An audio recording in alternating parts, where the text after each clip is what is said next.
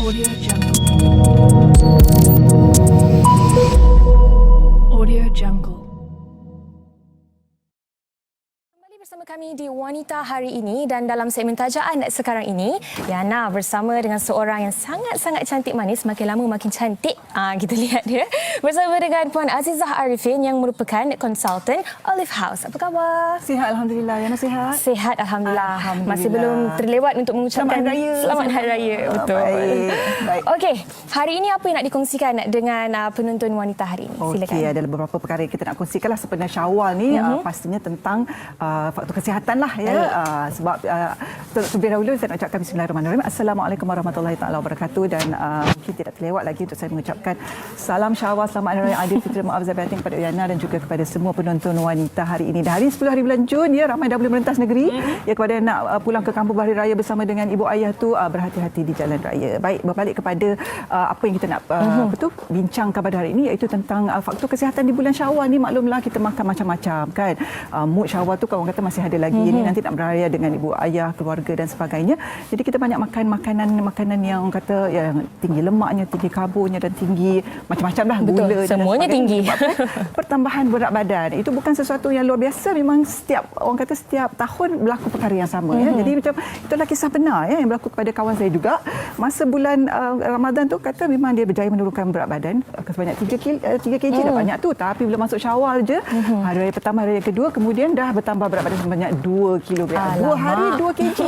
Bayangkan ya, pertambahan berat badan kalau kita tak jaga, kita tak ada buat portion control, mengawal nafsu makan kita, memang kita boleh meningkat berat badan dengan berjayanya lah kan. Jadi kita sebagai wanita ni sebenarnya ada cara sebenarnya kita nak makan sedap tapi dalam masa yang sama kita boleh berdiet. Maksudnya makan makanan bernutrisi tapi sedap. Tapi itulah pentingnya untuk kita mempunyai ilmu. Sebab itu kita sebagai wanita ya, sebagai ibu, sebagai isteri, kita ni berperanan sebagai menteri kesihatan sebenarnya. Nak pastikan bukan saja kita yang sihat tetapi juga ahli-ahli keluarga kita, suami kita, anak-anak kita semua sihat ya.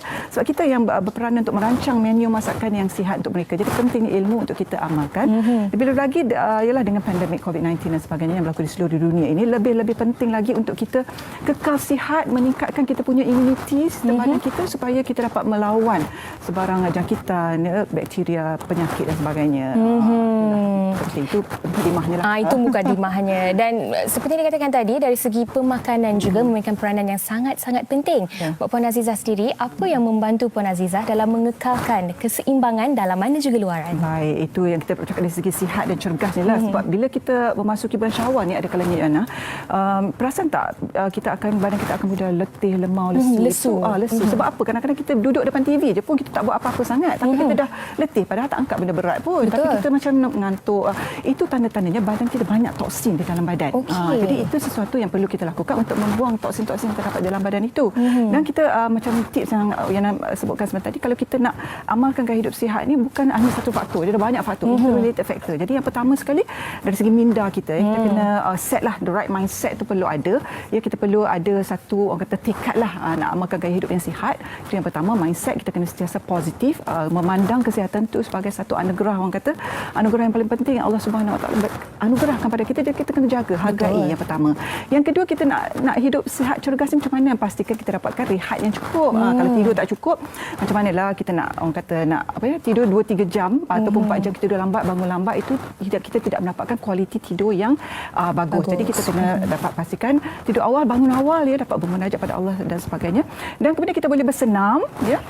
Bersenam tu saya tak nak biar banyak sebab semua dah tahu manfaatnya, sebab kita selalunya culas cari alasan tak nak buat ya. Jadi kalau kita tak sempat pun, kita terlampau banyak sibuk dalam kesibukan bertugas dan sebagainya, kita amalkan gaya hidup yang cergas ya. Mungkin kita boleh di rumah tu kita boleh naik turun tangga, pastikan kita taklah duduk setempat tengok handphone je kan. Tak boleh jadi couch potato, duduk saja di atas bangku. Duduk je di atas bangku, jadi kita tak bergerak. Jadi kalau kita dah bekerja pun, kalau sekali parking lah jauh sikit, kita ada pergerakan berjalan, kita amalkan gaya hidup yang cergas.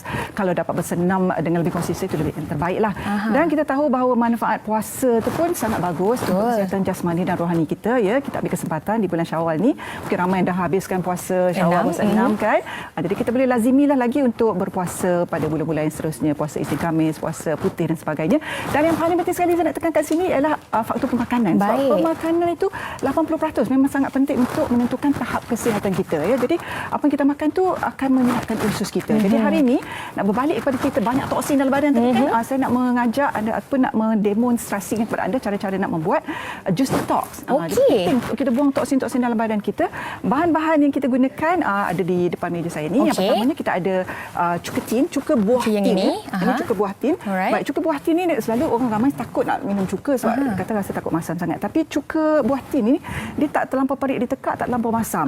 Sebab dia ada manis buah tu.